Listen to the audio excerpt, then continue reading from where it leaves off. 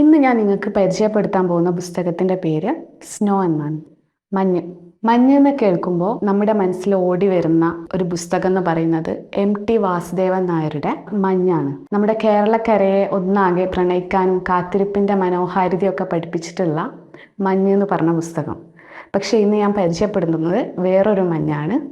Turkish സാഹിത്യത്തിൽ വളരെ famous ആയിട്ടുള്ള ഒരു വർക്കാണ് ദ സ്നോ. അതിൻ്റെ മലയാളം പരിഭാഷയാണ് മഞ്ഞ് എന്ന് പറയുന്നത്. ടർക്കിഷ് റൈറ്റർ ആയിട്ടുള്ള ഒർഹാൻ പാമുക്ക് ആണ് ഇതിൻ്റെ നോവലിസ്റ്റ് എന്ന് പറയുന്നത്. 2022 ടർക്കിഷ് ഭാഷയിലാണ് ഈ പുസ്തകം പബ്ലിഷ് ചെയ്തിരിക്കുന്നത്. പിന്നെ 2004 മൗറിൻ ഫ്രീലി എന്ന ട്രാൻസ്ലേറ്റർ ഇംഗ്ലീഷിലേക്ക് ട്രാൻസ്ലേറ്റ് ചെയ്തു. പിന്നെ ഫേബർ ആൻഡ് ഫേബർ എന്ന് പറയുന്ന ഒരു പബ്ലിഷിംഗ് ഹൗസും ഇംഗ്ലീഷിലേക്ക് ട്രാൻസ്ലേറ്റ് ചെയ്തിട്ടുണ്ട്. മലയാളത്തിലേക്ക് ട്രാൻസ്ലേറ്റ് ചെയ്തിരിക്കുന്നത് ജോളി വർഗീസ് എന്നൊരു ട്രാൻസ്ലേറ്ററാണ്. DC ബുക്സ് ആണ് ഇത് പബ്ലിഷ് ചെയ്തിരിക്കുന്നത്. നോവലിസ്റ്റ് ആയിട്ടുള്ള ഒർഹാൻ പാമുക്കിനെ പറ്റി പറയുകയാണെങ്കിൽ ഫെറിറ്റ് ഒർഹാൻ പാമുക്ക് എന്നാണ് അദ്ദേഹത്തിൻ്റെ മുഴുവൻ പേര്. 1952 ഇസ്താംബൂളിലാണ് ആൾ ജനിച്ചത്. ടർക്കിഷ് ലിറ്ററേച്ചറിൽ, തുർക്കിയിലെ സാഹിത്യത്തിൽ ആദ്യമായിട്ട് നൊബേൽ പ്രൈസ് കിട്ടിയ റൈറ്ററാണ്. 63 ഭാഷകളിൽ 13 ദശലക്ഷം ബുക്സ് വിറ്റഴിക്കപ്പെട്ടിട്ടുണ്ട് ആളുടെ. അതുകൊണ്ട് തന്നെ വളരെ ഫേമസ് ആയിട്ടുള്ള റൈറ്ററാണ്. ഇപ്പോഴും അലൈവ് ആയിട്ടുള്ള റൈറ്ററാണ്. മറ്റു പുസ്തകങ്ങൾ white castle, my name is red, the black book എന്ന് പറയുന്ന പുസ്തകത്തിന് നൊബേൽ പ്രൈസ് കിട്ടിയിട്ടുണ്ട്. ഇനി ഈ പുസ്തകത്തിനെ പറ്റി പറയുകയാണെങ്കിൽ ഇതിലെ നായകൻ ജർമ്മനിയിൽ നിന്ന് സ്വന്തം നാട്ടിലേക്ക് 12 വർഷങ്ങൾക്ക് ശേഷം തിരിച്ചു വരികയാണ്.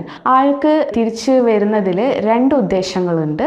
പ്രൊഫഷണൽ ആയിട്ടുള്ള ഉദ്ദേശമുണ്ട്, പേഴ്സണൽ ആയിട്ടുള്ള ഉദ്ദേശമുണ്ട്. പ്രൊഫഷണൽ ആയിട്ടുള്ള കാര്യങ്ങൾ പറയുമ്പോൾ ഈ ഒരു ബുക്കിൻ്റെ ഒരു ഇതിവൃത്തം നമ്മൾ മനസ്സിലാക്കണം. തുർക്കിയിൽ മോഡേണിസം ഫ്ലറിഷ് ചെയ്യുന്ന ഒരു സമയം ഉണ്ടായിരുന്നു. നമുക്കറിയാം തുർക്കി എന്ന് പറയുന്നത് ഒരു ഇസ്ലാമിക രാജ്യമാണ്.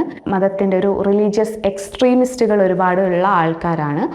നമുക്കറിയാം ഇസ്ലാം മതം എന്ന് പറയുന്നത് കുറേ കൂടി മതത്തിനെ മുറുകെ പിടിച്ച് അതിൻ്റെ ഒരു കൾച്ചറിനെ ഫോളോ ചെയ്ത് ഒരു മോഡേണിസം അക്സെപ്റ്റ് ചെയ്യാൻ വളരെ ബുദ്ധിമുട്ടുള്ള ആൾക്കാരാണ്. അങ്ങനെ ഒരു രാജ്യത്തേക്ക് മോഡേണിസം, പ്രോഗ്രസീവ് ആയിട്ടുള്ള ചിന്താഗതി യൂറോപ്യൻസ് കൊണ്ടുവരുന്ന സമയത്ത് അവർക്ക് ഒരുപാട് കോൺഫ്ലിക്റ്റ് ഉണ്ടാകും. അവരുടെ ജീവിതത്തിനെ എങ്ങനെ ബാധിക്കുന്നു, അവരുടെ സംസ്കാരത്തിനെ എങ്ങനെ ബാധിക്കുന്നു, ചെറിയ കുട്ടികളെ വരെ എങ്ങനെ ബാധിക്കുന്നു നമുക്ക് പറയാൻ പറ്റില്ല. അങ്ങനെ അവിടേക്ക് മുസ്തഫ കമാൽ എന്ന് പറയുന്ന ഒരു നേതാവ് മോഡേണിസം കൊണ്ടുവരുന്ന സമയത്ത് ഒരുപാട് പ്രശ്നങ്ങൾ ഉണ്ടാവുകയാണ്. മുസ്തഫ കമാൽ എന്ന് പറയുന്ന ആൾ കൊണ്ടുവന്നതുകൊണ്ട് തന്നെ ആ ഒരു പീരീഡ് ഓഫ് ടൈം, ആ ഒരു കോൺഫ്ലിക്റ്റ് ടൈമിനെ കെമലിസം എന്നാണ് പറയുന്നത്. അത് അവരുടെ വിദ്യാഭ്യാസത്തിനെയും അവരുടെ കൾച്ചറായിട്ടുള്ള കാര്യങ്ങളെയും എല്ലാം ബാധിക്കുന്നുണ്ട്. നമുക്കറിയാം കെമലിസം എന്ന് പറയുന്ന ഒരു സംഭവം വരുന്ന സമയത്ത് കുറച്ച് പേര് പ്രോഗ്രസീവ് ആയിട്ടുള്ള ചിന്താഗതി വേണം എന്ന് പറയുന്നവരുണ്ടാവും. ഇസ്ലാമിക രാജ്യമായതുകൊണ്ട് തന്നെ മതം മാത്രം മതി, പുരോഗമനം വേണ്ട എന്ന് പറയുന്നവരുണ്ടാവും. അത് രണ്ടിനെയും മോഡറേറ്റ് ആയിട്ട് സപ്പോർട്ട് ചെയ്യുന്നവരുണ്ടാവും. അപ്പോൾ എന്തായാലും അവിടെ ഒരു കോൺഫ്ലിക്റ്റ് ഉറപ്പാണ്. അപ്പോൾ ആ ഒരു സമയത്താണ് നമ്മുടെ കരീം എന്ന് പറയുന്ന നമ്മുടെ നായകൻ സ്വന്തം നാടായിട്ടുള്ള തുർക്കിയിലേക്ക് തിരിച്ചു വരുന്നത്.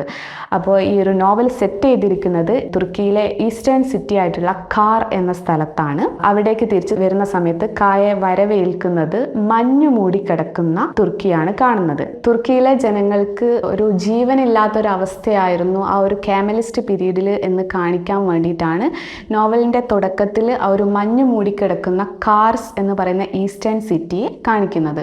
ആ ഒരു കാമലിസം പീരീഡിൽ കൗമാരക്കാരായിട്ടുള്ള പെൺകുട്ടികൾ കണ്ടിന്യൂസ് ആയിട്ട് അവർ സൂയിസൈഡ് ചെയ്യുന്ന ഒരു പ്രവണത കാണുന്നുണ്ട്. എന്തെങ്കിലും ചെറിയ സില്ലി ആയിട്ടുള്ള റീസണിൽ പോലും പെട്ടെന്ന് ഇങ്ങനെ ആത്മഹത്യ ചെയ്ത് മരിച്ചു കളയുന്നു. ഇതിനെപ്പറ്റി അന്വേഷിക്കുക എന്നുള്ളൊരു ലക്ഷ്യം കൂടി കരീമിന്, ഒരു പ്രൊഫഷണൽ എയിം അതാണ് കാർസിലേക്ക് തിരിച്ചു പോകാൻ കാരണം. മറ്റൊരു പേഴ്സണൽ ആയിട്ടുള്ള എയിം എന്താന്ന് വെച്ചാൽ കോളേജിൽ കൂടെ പഠിക്കുന്ന യൂപ്പക് എന്ന കരീമിന്റെ കാമുകിയായിട്ടുള്ള പെണ്ണ് ഇപ്പോൾ ഡിവോഴ്സ് ആയിട്ട് ഇരിക്കുകയാണ്. അപ്പോൾ അവളുമായിട്ടുള്ള റീയൂണിയൻ എക്സ്പെക്ട് ചെയ്തുകൊണ്ടാണ് കരീം നാട്ടിലേക്ക് തിരിച്ചു വരുന്നത്. ഇപ്പോൾ കഥയിലെ ഉള്ളടക്കത്തിലേക്ക് അധികം പോകുന്നില്ലെങ്കിലും ഇതിലെ രാഷ്ട്രീയപരമായിട്ടുള്ള ചില കാര്യങ്ങൾ നമുക്ക് ചർച്ച ചെയ്യാം.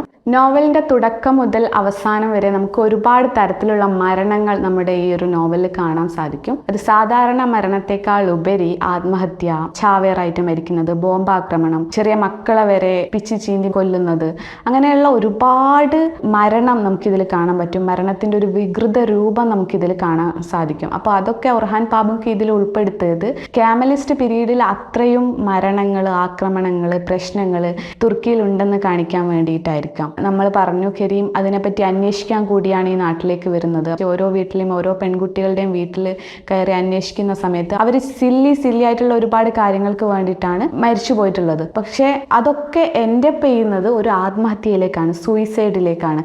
അപ്പോൾ ഇവരുടെ ഉള്ളിലൊക്കെ ഒരു മെൻ്റൽ സ്ട്രഗിൾ എന്തായിരിക്കും എന്ന് അവർ അന്വേഷിച്ചു പോകുന്ന സമയത്ത് നമുക്കറിയാം കാമലിസ്റ്റ് പീരീഡിൽ വിദ്യാഭ്യാസപരമായിട്ടുള്ള ഒരുപാട് കാര്യങ്ങളിലും എഡ്യൂക്കേഷൻ മേഖലകളിലും ഒരുപാട് മാറ്റങ്ങൾ വന്നിട്ടുണ്ട്. അതിൽ പറയുന്ന ഒരു കാര്യം യൂണിവേഴ്സിറ്റികളിൽ, സ്കൂളുകളിൽ ഹെഡ് സ്കാർഫ് യൂസ് ചെയ്യരുത് എന്നായിരുന്നു. അതായത് ഈ ഒരു പുരോഗമനം വരുന്ന സമയത്ത് മുസ്ലിം പെൺകുട്ടികൾ ഹെഡ് സ്കാർഫ് യൂസ് ചെയ്യാതെ വേണം യൂണിവേഴ്സിറ്റികളിലേക്ക് കയറാൻ വേണ്ടിയിട്ട്.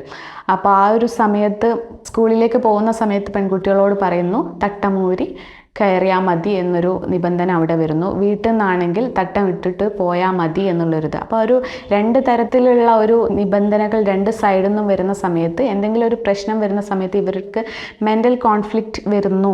അപ്പോൾ അതിലൂടെ ഇവർക്കൊരു ഉള്ളിലൊരു സമാധാനം ഇല്ലാത്ത ഒരു അന്തരീക്ഷമായിരുന്നു ആ ഒരു കാലത്ത് മുസ്ലിം പെൺകുട്ടികൾക്ക് അല്ലെങ്കിൽ ടർക്കിഷ് പെൺകുട്ടികൾക്ക് എന്ന് ഇതിൽ കാണിക്കായിരിക്കാം. ആ ഒരു ഹെഡ് സ്കാർഫിൻ്റെ നിരോധനം, യൂണിവേഴ്സിറ്റികളിൽ ഹെഡ് സ്കാർഫ് നിരോധിച്ചതുകൊണ്ടുള്ള ആ ഒരു മാനസികമായ സംഘർഷം ബാറ്റ്മാൻ എന്ന നഗരത്തിലെ പെൺകുട്ടികളെ സ്വാധീനിച്ചിരുന്നു എന്ന് വേണം പറയാൻ.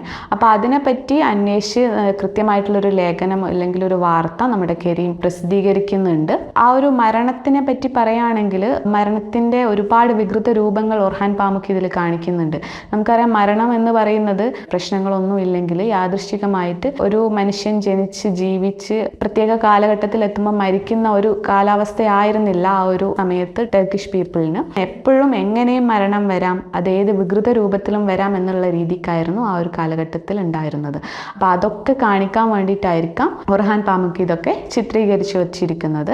ഈ ഒരു കാമലിസ്റ്റ് പീരീഡിലെ രാഷ്ട്രീയം മാത്രമല്ല ഈ ഒരു നോവലിൽ സംസാരിക്കുന്നത്. ഇതിൽ അതിമനോഹരമായിട്ടുള്ള പ്രണയമുണ്ട്, പ്രതികാരമുണ്ട്, കാത്തിരിപ്പുണ്ട്. പെക്യുലറായിട്ട് എനിക്ക് തോന്നിയ ഒരു കാര്യം ഇതിൽ നറേറ്റർ, ഈ ഒരു നോവൽ പറഞ്ഞു വരുന്ന നറേറ്റർ ഇതിലെ ഒരു ക്യാരക്ടറായിട്ട് മാറുന്നുണ്ട്. വായിക്കാൻ വേണ്ടിയിട്ട് വളരെ വേർത്തിയായിട്ടുള്ള ഒരു നോവലാണ്. മലയാളം ട്രാൻസ്ലേഷൻ അവൈലബിൾ ആണ്. ഓൺലൈൻ വെബ്സൈറ്റുകളിലും ഫ്ലിപ്കാർട്ട്, ആമസോൺ പോലെയുള്ള സൈറ്റുകളിലൊക്കെ അവൈലബിൾ ആണ്. വളരെ വേർത്തിയായിട്ടുള്ള വായിക്കാൻ പറ്റുന്ന ഒരു പുസ്തകമാണ്.